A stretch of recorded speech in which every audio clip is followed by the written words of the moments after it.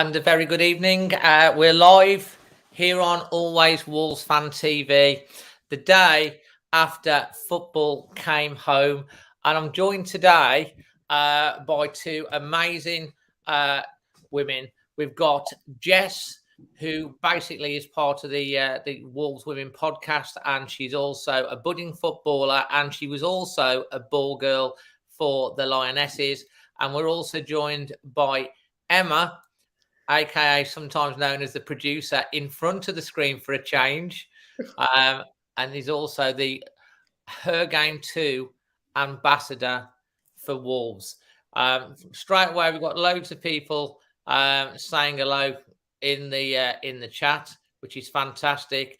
Thanks for everyone that's joining us this evening. If you've got any questions, like Beth here, still thinking in for me. If you have any questions for Jess and Emma during the show, whilst it's live, feel free to put into the comments. But the reason we're doing this is because I'm a big advocate myself for women's football and giving young girls the opportunity to get involved in playing, which is one of the reasons why Emma got involved with the Her Game 2, and also to make more awareness for women, also supporting not only the women's game, but their right to be able to support and comment on the men's game. Do you guys just want to just give you a little bit of background about yourself, starting first of all with you, Jess? Yeah, so I've followed men's football for years, and I got into women's football in 2018 after England went to the She Believes Cup over in America, and then I started following Wolves Women 3 or 4 seasons ago now, and it's amazing to see the progress in women's football from when I first started going to now. And yourself, Emma? Well, I've been a long time Wolves supporter. I go home and away, and it's a big part of my life, football, and I love it. I don't get to as many women's games as I like, but we went to quite a few last year of the Wolves Women, and of course the final at Stockport. So, yeah, football's really important to me, and I think there's a lot of women out there that do love football. Oh, 100%. And I'll tell you what, we did go. We had a bit of a weekend of it, didn't we, that weekend? Because we went to the Wolves Women final. We went to the Wolves game away against Liverpool, and then we went to the under-23s. And Jess, we will come on and talk a little bit more about the Wolves Women later, because there's lots of the fixtures have been announced. Obviously, you're a passionate follower. I think you pretty much go to every game of the Wolves Women as well. And, you know, there's a lot of questions about the promotion side of things, which we can get into. But Jess, first of all, let's just take us back to last night, to yesterday evening. Kick off at 5 o'clock. Who were you watching it with, and where were you watching? Oh gosh, there was loads of us. I had friends round. I had family over from Australia. They were all watching. My grandparents, my parents, everyone was watching it. We were in our kitchen, and yeah, it was just an amazing day, and I think one that everyone will remember for a very long time. Absolutely fantastic. Were you confident before the match? Were you nervous? Were you worried? What were your feelings before the game? Because it's the Lionesses had in their previous 3 tournaments had got knocked out at the semi-final stage. They got to the final, convincing win in the end against Sweden. After the quarter-final was a real test to come through against Spain, and they showed true character to come back against them. Of course, you're against 8-time winners, Germany, who just find a way, just like the men's team. They always seem to find a way to the final, don't they? How confident were you before the game? Yeah, I think I was nervous for quite a few of the games. I think playing Spain in the quarterfinals and then playing Sweden, you don't have to play many games that are tougher than that. You know, I think we played amazing in those games, and I think I was quite nervous because, you know, on paper Germany is so talented, but I think I wasn't worried because I knew how amazing they've been all tournament and how Serena's really changed this team. And I think I was more excitement than worried, but I think, yeah, obviously the nerves soon went after we kind of had a couple of chances. I thought, you know what, we could actually be in with a chance of winning this. And about yourself, Emma, were you confident or nervous? I would say I was quietly confident. It's always really nervy, isn't it? These things. This is England at the end of the day. I would Once we'd scored, I felt quite confident that we were pushing on, we were looking strong. But then when Germany equalised, I did feel like that was like a turning point, and it's like, are Germany going to push on? And I felt that everything was in their favour at that point. But you got to give all credit to Serena Wiegmann and her substitutes, because that's what won it for us, the substitutes. I think you're absolutely right. I mean, to be honest, after Germany scored, we were kind of a little bit on the ropes for a little bit there, weren't we, Jess? Yeah, I think Germany were unlucky not to capitalise on a couple of chances they had. They hit the bar, they hit the post, and I think it was deserved that they did equalise. And I think after that, they really tried to push on, and I was getting quite worried towards the end of normal time, and then at the beginning of extra time, I was quite nervous that they were going to score. But I think as soon as we managed to, Chloe Kelly got that goal in, I think I was quite confident inside that we were going to go on and we were going to win, because it was just, we managed to, the tactics that Serena puts in, and we managed to keep the ball in that corner for 7 or 8 minutes. It's just, I think England would never ever have let Germany score, because they were just tactically, they were on it yesterday. I mean, I've got to admit, when both goals went in, I was off the sofa. And the Chloe Kelly goal, her first goal, I think, for England as well. I thought for a split second, I thought the chance had gone, when she swung the leg to hit it and she missed it. And then it bounced back off the German defender. And it was a scrappy goal compared to the first one, but she just poked it over the line. And then she did a celebration. Well, she started to celebrate. Then she was like, is it going to count all? And then she continued a celebration. I think the feeling, the electricity, you could feel it through the screen and in the atmosphere. And probably where you were. I mean, what was going on in your house when that goal went in, Jess? I was close to tears. I think everyone was jumping around. It was just, we'd waited so long to see the Lionesses win a tournament. We've got so close so many times before. We've got to semi-finals, but never have we got to a final and to go ahead in added time. I think it was just, no one could have asked for a better result yesterday. It was just unbelievable. Oh, it was. And Merv Bennett has said here, 1966 and 2022 winning goal was scored by the second choice striker.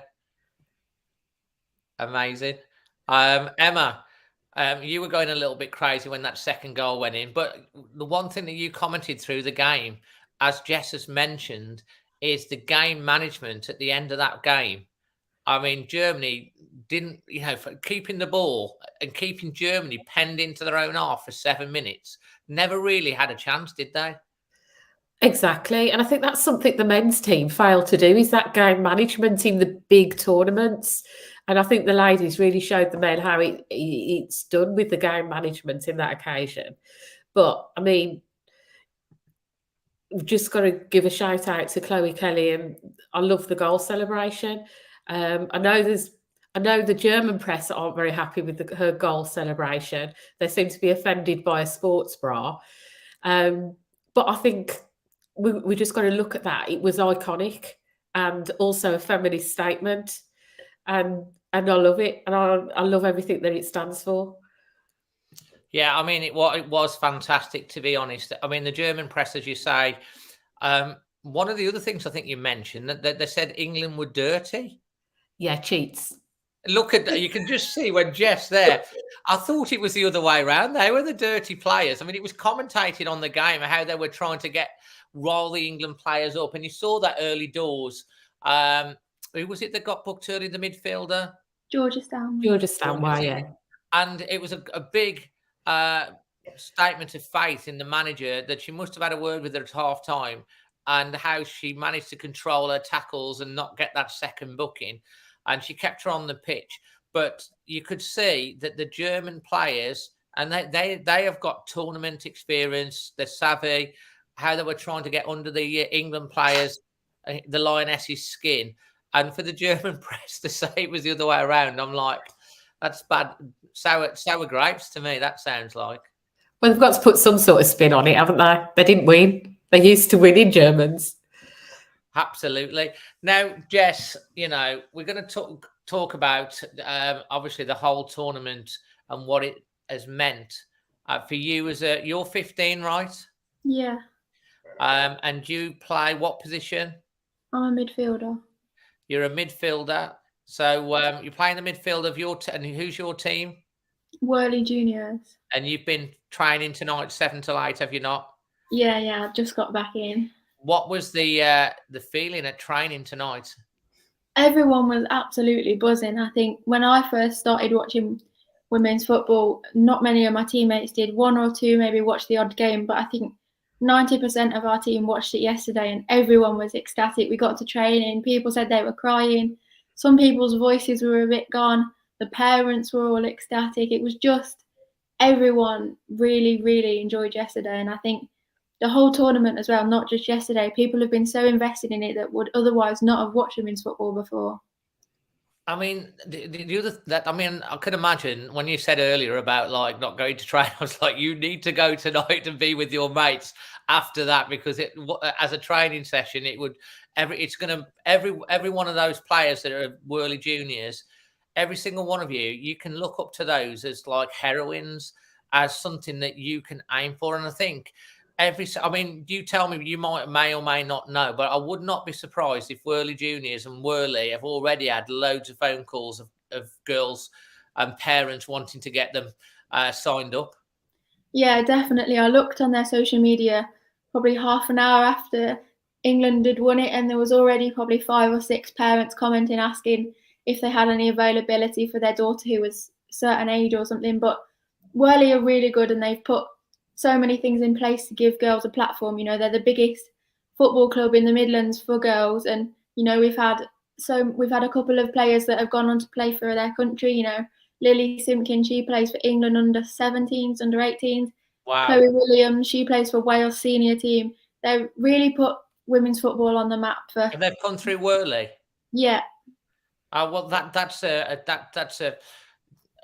roadmap for every single person that goes. How many girls and ladies from the women's team to the junior teams are involved with Worley, Jess? Oh, there's hundreds. I think because it's not just like one, like in academies there's just one age group, one team per age group, but there's 4 or 5 different teams per age group. And I think there's so many girls that can look up to the likes of Lily Simpkin and think, well, she was being in my shoes one day, I can be like her. There's nothing stopping me to go on and play for my country just like people before us have done. That's fantastic. And Emma, in terms of like the tournament as a whole, I mean, the way the fans have been at the games as well, at the women's matches. Well, yeah, I mean, you've got to draw a comparison between this final and the last men's final. At the women's final, you've got the family atmosphere. Everything was happy, celebratory. The crowd was roaring, and I think they broke records on the decibels as well. But at the men's final, what happened? We had all that trouble. Yeah, and I think another thing I've read a few articles on this about how the fans have mixed in, about there's been no booing of the opposition's national anthems. There's been every country has been national anthem has been respected, which I think shows. I'm not one for booing national anthems and stuff like that, because I just think that riles up the opposition for one. And you should show respect for every single nation that's out there, and it shows that you're above all of that as a nation. If you don't, and I think that's a great legacy that going into the men's game. Hopefully, it's something that at the England men's matches that can be actually done as well. Yeah, well, hopefully we can learn from it. I mean, the England men are surely going to have some inspiration. We saw, I think there was a couple of the England men's team that were on social media that they were actually there. They put some videos of the celebration. We saw the England captain, Harry Kane, with his two young girls as well. And I think that was fantastic that the whole nation was behind them. but we've got to obviously talk about the what the legacy of this should be. Jess, you know, as a 15-year-old, you know, you actually got involved. How did you get involved with being a ball girl for the Lionesses? So again, with Whirly, they partnered up with a company. I'm not quite sure of their name, and it was through them. They sent a form, and then my manager then passed it on to my mum and said, "Look, you can apply." So my mum basically had to say why I would be a good ball girl and why women's football is so special to me. And it was open to people up and down the country, and there was hundreds of different clubs that could have applied, and then we all applied, and there was 3 of us that got selected from my team to do it. So yeah, it was 4 of us, that got selected from my team to do it, which was just, again, Whirly putting women's football, giving women's football a place. It's just spectacular, the opportunities they've given us. Absolutely. And what game did you get to do that at? England versus Northern Ireland in Southampton. Oh, fantastic. Northern Irish fans were loud as well, weren't they? Even though they got a bit of a tanking that day. And we should talk about someone who you admire greatly, who actually plays for Wolves women in goal. Yeah, Shan was at the game, and I was lucky enough to kind of say hello to her as she walked past. Obviously, there's very strict guidelines in place with you're not allowed to be in the same area as the players because of coronavirus, but it's just spectacular. You know, she's putting not only Wolves women but the National League in England on the map at the Euros. And, you know, for her to get her first senior call-up at a major tournament, yes, it didn't go the way Northern Ireland would have wanted, but their fans, again, were absolutely unbelievable. And the whole country, I assume, was absolutely ecstatic. You know, they got to their first major tournament, and for Shan to be a part of it is absolutely amazing, not only for Wolves, but for her. I know, it's great. And was she the backup keeper, was she? Yeah, so there's the first choice goalkeeper, and then they've got another goalkeeper who plays for Brighouse Town in our league. So it was her and Shan on the bench, and then their first choice goalie went down injured, and Shan and the other goalie came warming up right by me, which is so special. Her family was sat a few rows behind me, and, you know, to see how proud they were of her when she was warming up to come on to play for her country it's a feeling you'll never ever replace. That's fantastic, and you have to admire that the Northern Ireland team for what they've achieved as well. Getting back to the Lionesses and the tournament as a whole, Emma, I mean, how do you feel like that this has helped promote the women's game, and what do you feel that the legacy of this should be? Well, I mean, so many people have been watching the Women's Euros this time round and got really into it and loved it. So let's hope the legacy is that Wolves fans will actually go along and support the Wolves women team, and we get more support for the women's team. There's plenty of little girls out there watching that have the opportunity to play football. I mean, I'm of an age, I've never played football in my life. You never had the opportunity, though, at school, did you? It wasn't even an option. Girls just didn't play football. You played netball, you played tennis, you played rounders. Hockey. Or hockey, yeah, the horrific hockey, lethal game that is. But football, just never ever played it, not once. And I think, I'm not that old. We're not going actually back that far in history. So I think it's great that all those little girls think it is a possibility for them. And Ian Wright that said only 63% of schools currently offer football to girls. Yeah, that's got to change. Every girl should have the same opportunity, surely, as if they want to play football and that's what they want to do. There should be a girls' football team at every single school. But the other thing is, up until recently, it hasn't been a career option for women. And for a lot of women, it's still not a career option. They're not professional. They've got they might work in a shop, they might work as a teacher, they might work as an accountant. They're doing another job alongside their training because women's football aren't highly paid. But in the WSL, women are paid. So there is actually now starting to be career opportunities for young girls. And what about yourself, Jess? What sort of is the legacy that you want to see from someone who is of an age where one day I hope to see you playing for the Wolves women first team, maybe leading them out as captain for their first match in the WSL, and who knows, aspiring to play for your country as well. I mean, what's the legacy that someone of your age, and if you could say to to people out there, what would you want? Well, I think the Euros, if it's proven anything, it's proven that if we put women's football on the big platforms, if we publicise women's football as much as it's been publicised this summer, people will turn up, people will watch it, and it will impact younger girls. And I think clubs like Wolves need to jump on the back of this support now, and they really need to advertise and push their women's teams. Otherwise, people aren't going to be aware. People aren't going to keep supporting their women's teams. People aren't going to get to watch their club week in, week out. They really need to push this now and keep that support going throughout the seasons and for years to come, because it's proven girls want to watch football. People enjoy watching women's football, and it needs to have improved. Not only at England, we've done it at England now. We've proven people can watch it. We need that support to carry on from the WSL to the Championship and into the National League. And if Wolves receives the backing and support, because there's hundreds of girls that go to the men's game, so if the women's team are visible, then there's no reason to say that the attendance for Wolves women won't rocket next season. On that, obviously, Wolves women. We're going to talk a little bit more about Wolves women, because I know you go home. Do you go to the away games as well, or do you go to some of them? I'll go to some of them. Obviously, there's a couple in Middlesbrough's in our league. I don't tend to go that far, but next season I'm hoping to try and get to as many as possible. Absolutely. And Emma, you've been to you went to 3 or 4 games last season, didn't you? Yeah. What did you make of it?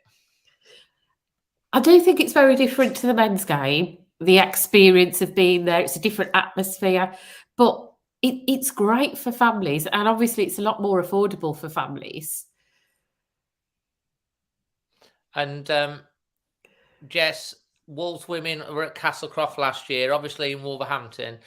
They've moved to Telford for next season.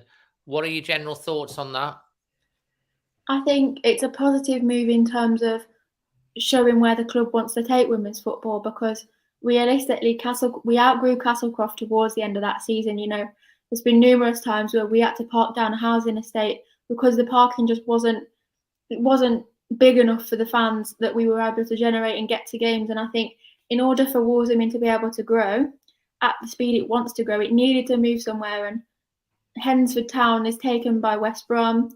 Aston Villa play at Warsaw, so there wasn't really many other options closer to Wolverhampton other than Telford. And it's quite accessible in terms of it's by the M54. People can get on the motorway.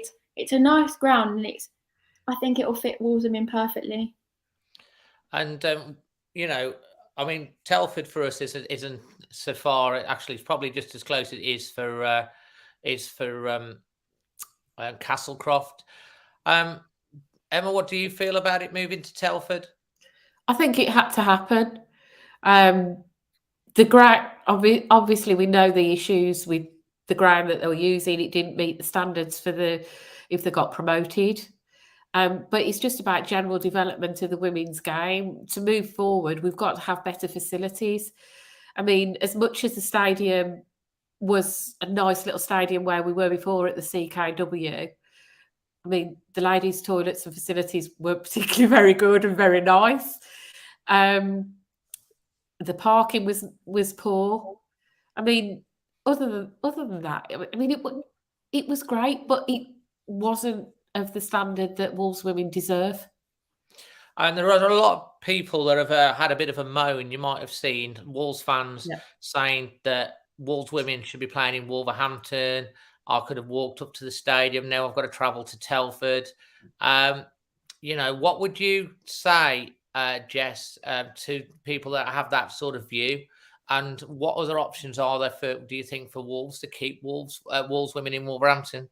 Exactly. There's not a lot of places that we could have gone elsewhere. I think for me, I think it's a positive thing that Wolves women want to improve the facilities. And I think there was a couple of games last season when we played West Brom and stuff that there was not enough seats at that ground.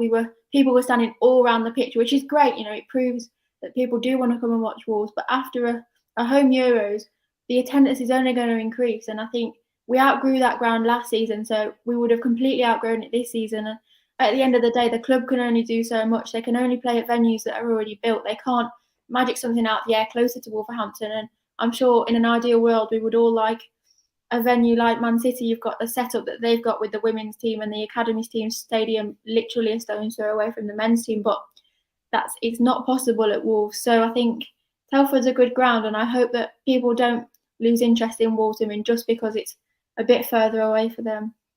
Well, I mean, that's a good point, because I'm sure everyone will want Wolves women to have the best facilities, the best playing surface. From what I've read, correct me if I'm wrong, Wolves groundsmen are getting involved with Telford to make sure that the pitch is up to standard. The car parking is a lot bigger. The facilities for fans and for the girls are going to be a lot better.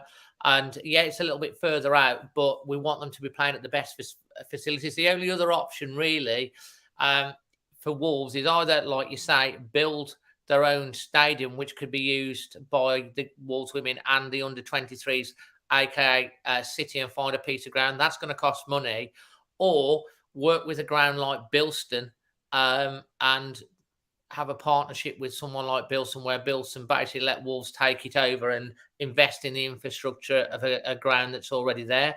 But as you say, that would take time. But in the meantime, Telford is, you feel, definitely the best option. And as a fan and as someone that plays football yourself, you think you're happy with that? Yeah, I think so. And I think you touched on it there with the pitch quality. When we get into October, November, December, there's times in the season where we'll go months without playing because pitches aren't at the standard in the National League where they can be played all year because they get waterlogged or things happen with them. And I think Wolves have been really good with, obviously, the prices. They've not increased them last season, which they could have done. I think it's free for season ticket holders, our members, and it's a great day out for people. And yes, it's not as close as we would have hoped, but it's as close as it's going to get. And I think we had to move now, because if we do get promoted, then we will be completely stuck. And I think we really need to push on now for promotion. We've got the ground, we've got the facilities. There's nothing stopping us from staying there next season if we get promoted to the Championship. Absolutely. And we're going to come on to a bit of a point which Chris has made about the promotion. We're going to come back onto this because we will finish with a bit more on the Lionesses and on Wolves women, and looking forward to next season. But Emma, you're wearing a very nice top there, if you want to show everyone what you've got on. My little, it's that side, Her Game 2. So you've got your Her Game 2 top on there, and you are the Wolves official ambassador representing Her Games 2. Can you just give everyone a little bit of background about Her Game 2 and why and how you've got involved, and the plans, because there is now a partnership with Wolves for next season, and what's happening behind the scenes? Well, Her Game 2, just in principle, is about equality for women in football, whether they support the men's game, the women's game, whether they play or whether they work in football. So women aren't looking for any preferential treatment. They're not anti-male. It's just purely equality. Women need different things and different facilities and different experiences to feel welcome and comfortable at a football game.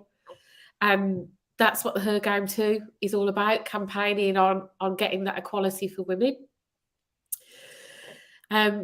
Wolves have partnered up with Her Game 2, and they're one of the first Premier League clubs to have done that. And on the whole, Wolves are great at promoting equality and diversity, and we have to give them credit for that. But there's always more work that can be done. But they are keen and enthusiastic about equality, diversity and inclusion. So hats off to Wolves for that. Little project going on, working with Wolves and some of the ladies. We're looking at getting, well, it started that it was going to be a women's group. And it's basically for any fan, whatever, it's likely to be whatever gender, whether you're male or female. And it's just a group of people that want company at a match. They want to be able to sit together. I get lots of messages from ladies who are perhaps members. It's quite common for women with childcare or single moms not to be able to have a season ticket, so they are just members, which means they don't know who they're going to be sat next to. And some of them are concerned about they might be sat next to, or they have been sat next to, a drunk man or an abusive man or a drunk or abusive woman as well, I guess. Yeah, or it could be a woman. But it's looking at helping those people and bringing them into a group which will just be friendship and community, and maybe some socials and get-togethers before the game. And that's sort of, like you say, it's a very important thing that, you know, this has all come about, started with a group of girls that were getting, you know, comments for commenting on football, like, what do you know, get back in the kitchen, all of that sort of stuff. Because you're a woman, what do you know about football? Oh, you're a woman, go and watch the women's game. You know, there's loads of women that go and watch the women's games. There's loads of men that go and watch the women's game, and there's loads of women that go to watch the men's game as well. But there's a certain, it's not the majority. It's a bit like the racist type of thing ago. There's a certain minority that have this view, well, you're a woman, you shouldn't be here. What do you know? Get back in the kitchen, that type of thing. And that's the sort of thing that the Her Game 2 is all about, raising awareness of that. So, and stamping that out, because a woman does need to be able to go to a match. A woman, I mean, you guys, both of you probably know more about football and Wolves and stuff, that more stats than I do, and are probably a lot more versed in a lot of things than a lot of people. And you've got an opinion, and you should be able to express that opinion without being belittled by saying, what do you know, because you're a girl or a woman, or having some even worse comments. Is that fair to say that that's what the Her Game 2 campaign has started out about? Yeah, definitely. And I think, I mean, there are quite still instances of abuse at matches, and there's plenty of reports coming into Her Game 2 of issues. But I think also social media is a place where there is lots of, I mean, I'll get men that are in denial that sexism doesn't exist and that doesn't happen and that doesn't happen. But I see it day in, day out. Go play netball. Women should support the women's game and leave the men's game to men. And it's there, and it's quite common, and it's almost like people think that because it's social media that they can just say anything without any recourse. I think that goes across the board on a lot of things. There are, unfortunately, you know, the majority. You have to say that the vast majority of people are kind and considerate.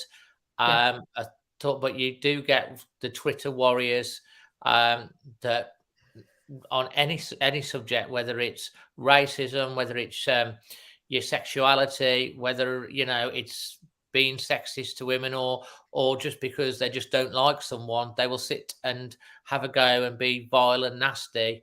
And all of these sort of things, it's great that there's a campaign. You've got the rainbow laces, you've got the Kick It Out campaign. Now we've got the Her Game 2 stuff. All of these things are so important for the club to get behind. And I personally am proud that Wolves are quite positive on all of these issues. And let's just read what Sutton Lad has said here. He's been supporting and travelling with Wolves for 36 years now. Last season, his two girls have started coming home and away, and it's great to have them represented. Well done, Emma. Class act on that. And of course, Jess as well. You know, what do you say to those sort of comments there? That's what it's all about, isn't it? This is it. And I tell you what I do get some women who hear the sexism, and they either so used to it that they dismiss it and ignore it and don't challenge it because it's the norm, or they say it doesn't bother them. But it's not about that. It's about the little girl that hears the sexist comments, and there's no response or it's not dealt with, and they don't want to go back to a match, or they think that's the norm, or they think it's acceptable. So it's not just about, the person receiving abuse and the victim. It's people around, the families, that hear that. And you want it to be safe, a safe environment for everyone, girls, yes. and of all ages. Jess, do you go to watch the Wolves men's game as well, don't you? I think. Yeah, I'm a season ticket holder at the men's team. Oh my God, this girl's so committed. It's like she plays football. She goes pretty much home and away and watches Wolves women. She gets involved with the Wolves women podcast. She goes training, and she's a season ticket holder for the men. It's like you live and breathe football, don't you? Yeah, it's my life. It literally is your life. I mean, and from your point of view, what's your ultimate dream, Jess? I think for me personally, I just really, really want to give back to the women's game. I want people to be able to dream and to be able to aspire to be a footballer. And I want football to be a safe space, not just for men, but for women too. And I want people to really, young girls when they're like 5 or 6 years old and first get into football, like their brother would. And, I want to be like Leah Williamson. People will be able to start saying that now.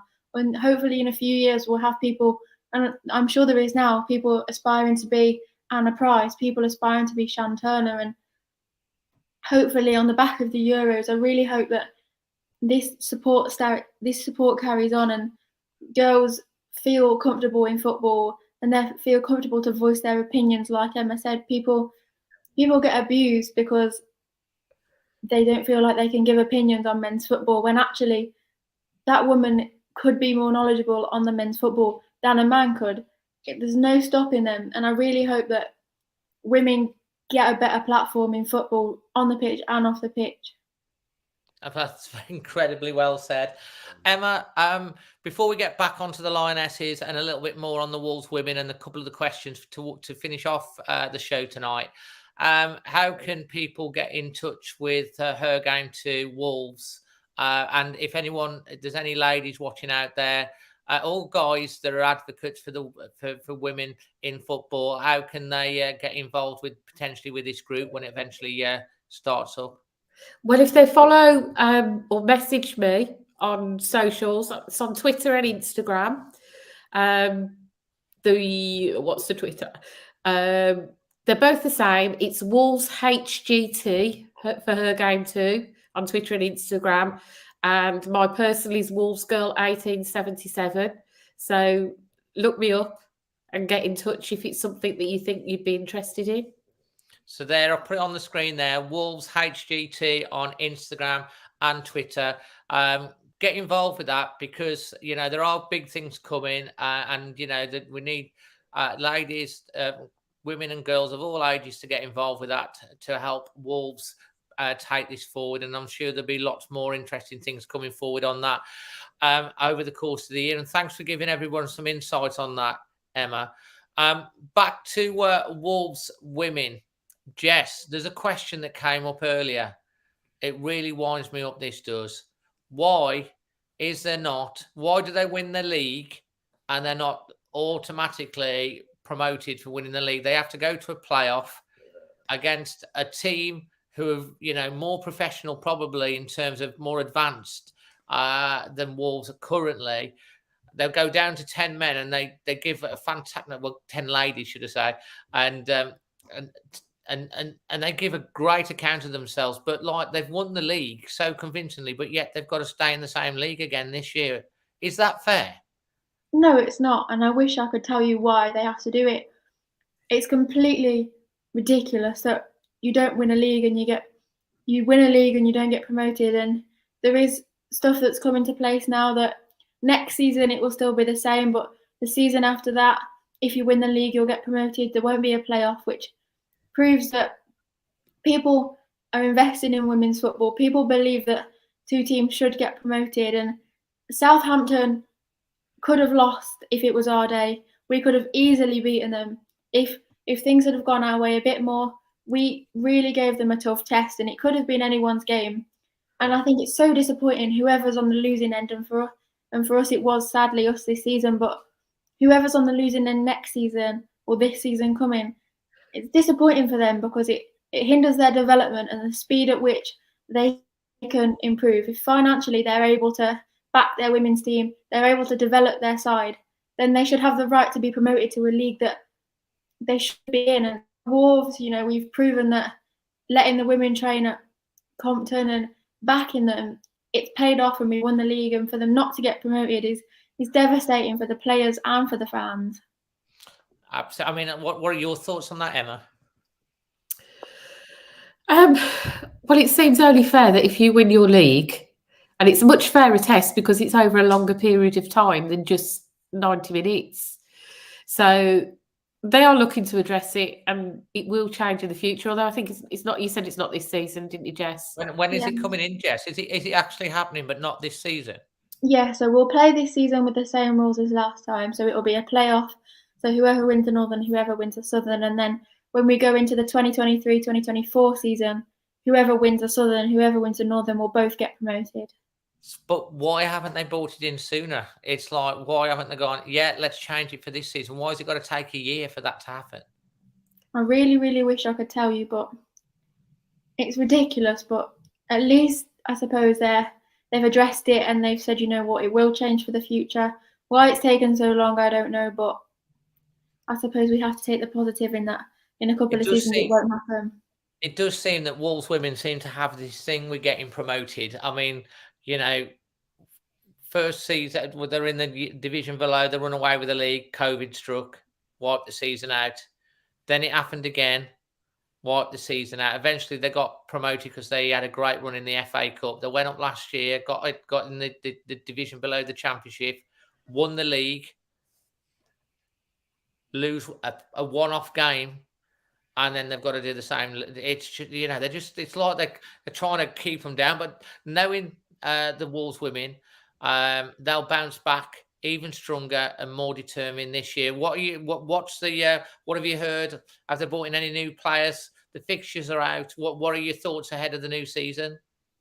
No, so I've not seen us sign any players. We've seen Leah Burridge depart. She went and she's joined Oxford in the Southern League. We've seen Natalie Whittle, who retired. But obviously, manager Dan McNamara has been in the Falkland Islands as service. So hopefully when he's back, things might pick up and we might hopefully sign some players. But we have to really congratulate the squad that we've had this season, because to go into that, we signed 5 or 6 players, and to go all season unbeaten apart from one game is absolutely phenomenal. Oh, yeah, absolutely. I think you're absolutely right with regards to that. I mean, question again, I think to you, Jess, how many years do you think it will take Wolves women to reach the promised land of the WSL? Do you think it can happen? Do you think it can happen? And do you think it will happen? I think it can happen because it's proven if you back your team and you fund the team and you invest in them, then it will happen and it will pay off. But I think we need to be realistic here that it's not going to happen overnight. We're not going to get promoted into the Championship and then go straight up like we did from Tier 4 to Tier 3. We're not going to win back-to-back leagues. The Championship is a very difficult league to get out of. And we've seen that happen with the likes of Bristol City. They got relegated a few seasons ago now. They're still in the Championship, and I'm sure they're looking to change that this season. But it'll be interesting to see how Birmingham City do. They're a very, very successful women's team who have now seen themselves in the Championship. It's a very difficult league to get out of. So I think realistically, for us to be in the Championship, for us to be in the WSL, if things go our way, I reckon 5 to 10 years we might see it, but it's certainly not going to happen in 2 or 3 seasons. Well, that's good, Jess. It'll be about right time for you playing for the WSL, won't it? And leading them out. I told you it's going to happen. Mark this word. We'll be looking back on this in a few years' time that you'll be leading the team out for the first match in the WSL. And we'll go back to this, and it'll be like Dave knew this was going to happen. I hope that Wolves continue to invest in the women's game. I know if they go up, they've got to invest even more. But you're just seeing the results of what's happened with the Lionesses and the investment that's gone on in the grassroots game in the Lionesses, and the results are all there to see. If Wolves back the women's team, focusing back the men's team, and they've got to where they've got. Obviously, there's people debating how much they're backing them at the moment, but they've got into a really good position in the Premier League. If they give the same backing, obviously on a much smaller scale, less money that needs to be invested, there's no reason why Wolves should not. And it's good for they're on about the brand. They go on about the brand for esports and fashion and music. A successful men's and women's team is also surely good for the Wolves brand, Emma. Yeah, I think that's key, is the investment, and it needs money behind it. As I said earlier, these women are playing football and holding down jobs elsewhere, and the legacy going forward is the FA, the Premier League have to see the potential of the women's game. I mean, it was a mass spectacle, and surely there should be corporate sponsorships and more money coming in with the mass audience it attracted. So financially, it should be viable. But I mean, I would like to see the Premier League actually setting Premier League clubs a target of having a professional women's team that's properly funded, whether however many years' time that is. I mean, whatever's feasible, but I do think that the Premier League should be putting conditions on Premier League clubs that they should be developing a professional women's team with a target date of when they should achieve that. What do you think about that, Jess? Yeah, I agree. And I did some research earlier for my education, and I'm doing a speech about women's football. And I researched that Premier League has invested, I think it's £3 million into the National League, and clubs can apply for an additional £20,000 to improve their facilities, which it proves that people are starting to invest. And we've seen it with the likes of Chelsea, Manchester City, Arsenal. They've really started invested in their women's teams. Yes, their men's teams are very successful, but Man United are a prime example. 4 years ago, they didn't have a women's team. They've now invested in it, and they're a few points away each season to qualifying for Champions League, which just proves if you invest, if you put the money in, and if you back your women's team, it will pay off and the results will come. And I think that's what Wolves need to realise. Yes, what they're doing at the moment is fantastic, but if we were to get promoted, investing in the women's team is so important, not only to keep them in the league, but for them to push on and try and reach promotion and get into the WSL, because it is possible if you really back it and you really fund it. 100%. Well said, Jess. And I think hopefully Jeff Shee can, take note on that. You were going to say something there, Emma? I was going to say, let's face it, there's plenty of money knocking around in the football world generally. Let's have a little bit more pushed into the women's game. I'll tell you what though, because we are going to start concluding the show in the next 5 or 10 minutes. I've enjoyed every single game I've gone to watch women. I mean, I'm passionate, going home and away with the men's side. And on this channel, we focus a lot, obviously, on the men's team, and that's how it's always been. But like going to 2, 3 or 4 games to support and watch the women last year, really enjoyed it. And I'll tell you what, the excitement of watching the Lionesses, the drama of the Spanish game. I'm not kidding you. I was as stressed watching that as I would be watching the England's men's team. And like Emma, you were sitting next to us and you were going, I can't see the goal coming on. I'm going, there's going to be another chance. There's going to be another chance.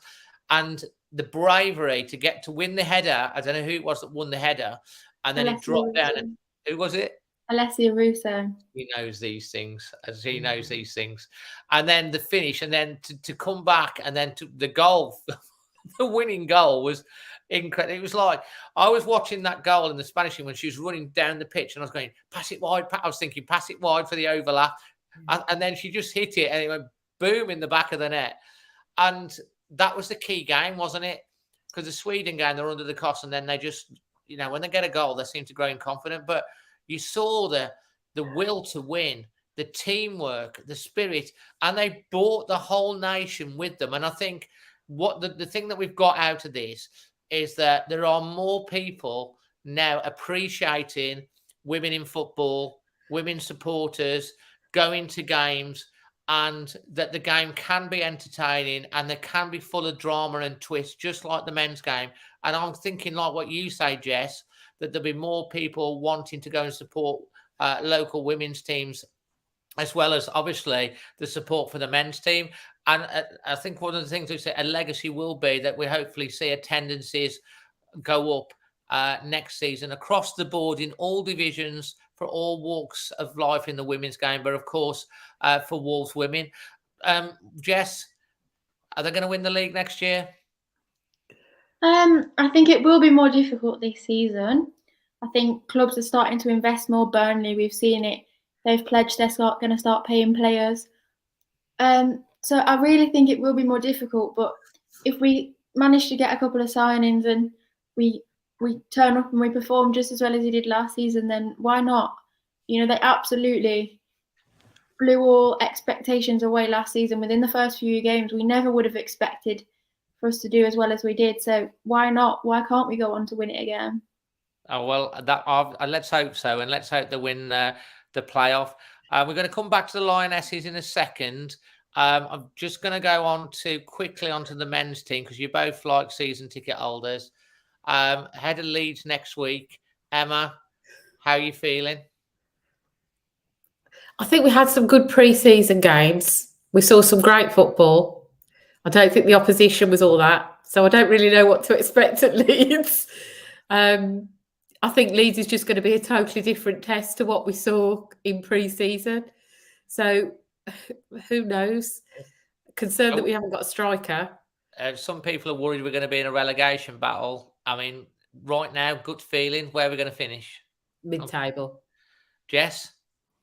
Yeah, I would agree. 11th, I reckon. But as Emma said, you just don't know what's going to happen. We haven't really played a team like Leeds, and we always seem to struggle against teams like Leeds and stuff. So I really hope that I'm wrong in doubting them, but I think we'll have to wait and see, really. This is so Wolves, isn't it? It's we just don't know. They could surprise us, or we're not. I think we're two signings, a striker and a midfielder away from having a very, very good side. I just also want to say that today the Always Wolves website has launched, which I will post. Well, it's hopefully posted in the chat, but there we go. Get on the Always Wolves website. It's launched, and I'm delighted that we've got a team of writers, that are going to be part of the Always Wolves team, and our reporter for the women's game and for Wolves women, I'm delighted to say, is also, she plays, she goes, she watches, she does a podcast, and she's also now a writer for the Always Wolves Fan TV. And her first article or articles is already on the website, and that she's done 2 articles for you to watch on Always Wolves. And the latest one is a report that she's done the day that football came home. You can get on the website now and you can read about Jess's, the Lionesses and the England victory. It's a very, very well written article. And there is also a bit at the bottom. Let me hopefully refresh that. It's probably hasn't refreshed properly. There we go. And her first article, which talks about her also as the ball girl and her experience. So make sure that you do get onto Always Wolves Fan TV website. Check out Jess's article. Read it because it is a fantastic thing. And we will put in the link out on our socials later. Jess, thank you very much for joining the team. Very much looking forward to you do write really, really well. And it's really appreciated that you want to get involved with this. So thank you very much for that as well. Thank you for having me. I'm really excited. Jared has said here, congratulations as well, Jess, for that. And I also do want to say a massive thank you to Emma because she is a website designer. And she has done that site, and it's been 6 months in the planning. And I don't know what you think, Jess, but I think it's been great. Yeah, it's very, very good. Very good. So yeah, check that out. Final thoughts, Jess. Final words for if you like on the Lionesses. Well, football's home now, so we need to get back in women's football, get back in your local team, and keep the support going. And hopefully, who knows, maybe Wolves women might be able to produce the next European winning Lioness. Absolutely. And Emma? Fantastic achievement, especially when you think when last time England won a major tournament, 1966, women were banned from playing football. So women are 50 years behind the men, and, you know, they're bringing it home. Absolutely. And, you know, Jess, if anyone wanted to find you on socials, what's your socials? Jess Deacon 19 is my Instagram and my Twitter. And Emma? Wolves Goal 1877. And you can always you can follow Always Wolves on social media, on Twitter, Instagram, Facebook, and TikTok. Now we're on TikTok as well. We've just gone past 500 followers on TikTok, so make sure you get onto there. There'll be some funny things on that, and of course you can find me as Dazzling Dave. Listen, it's been an absolute pleasure. Thank you so much for giving up your time. We're just over 56 minutes, so hopefully you've enjoyed this. If you've enjoyed it, please smash a like on the video. If you're watching it back on catch up as well, please do. We might even put it out on the podcast maybe as well. We do have a big Always Wolves podcast that we're going to be recording on Wednesday night as well. So look out for that. And of course, look out for the Wolves Women podcast as well, which Jess is also, of course, involved with. So from myself, Dazzling Dave, the producer Emma, and star of the future, young Jess, thank you ever so much for watching. Until the next time, Always Wolves.